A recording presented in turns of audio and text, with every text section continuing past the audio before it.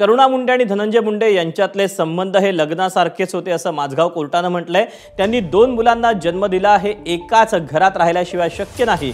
माझगाव सत्र न्यायालयानं हे निरीक्षण नोंदवलंय। आणखी काय नेमकं कोर्टानं म्हटलंय आपण जाणून घेऊयात। अमेय राणे आपल्या सोबत आहे। अमेय, अतिशय महत्त्वाची काही निरीक्षणं कोर्टानं नोंदवलेली पाहायला मिळतात। आणखी कुठले मुद्दे या सगळ्या दरम्यान आपल्याला पाहायला मिळतात? माझगाव सत्र न्यायालयानं या संदर्भात करुणा मुंडे यांना दिलासा देत धनंजय मुंडे यांनी जी याचिका दाखल केली होती ती फेटाळली आणि त्याच आदेशाची प्रत, निकालाची प्रत जी आहे ती आता संकेतस्थळावर उपलब्ध झाली, जी एबीपी माझाकडे आहे। या निकालात कोर्टानं स्पष्टपणे म्हटलेलं आहे की धनंजय मुंडे आणि करुणा मुंडे यांचे संबंध हे। अमेय, मी तुला थोडंसं थांबवते, तू राहाच आपल्यासोबत स्वतः करुणा मुंडे शर्मा आहेत। करुणाजी, स्वागत आहे एबीपी माझामध्ये। अतिशय काही महत्त्वाची निरीक्षणं आता कोर्टानं नोंदवलेली आहेत, त्यामुळे आता काहीसा दिलासा देखील तुम्हाला मिळताना पाहायला मिळतोय। काय नेमकं कोर्टानं म्हटलंय? कोर्टाने जसे की म्हटलं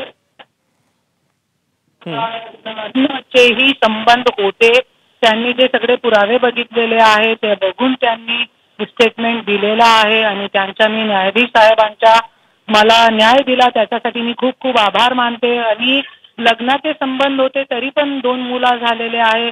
27 वर्ष संसार करून असं कसं कोणी एक महिलाला 2 मुलासोबत कसं सोडू शकतो, हे खूप मोठा प्रश्न आज महाराष्ट्राच्या समोर निर्माण झालेला आहे।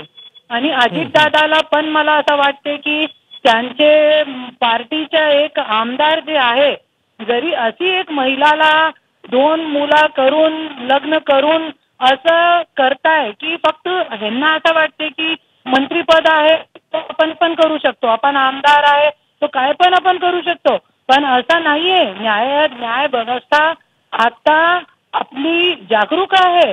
बाबासाहेब आंबेडकरांनी आम्हाला जे संविधान दिलेलं आहे त्याच्याकडून आम्हाला विजय प्राप्त झालेली आहे आज।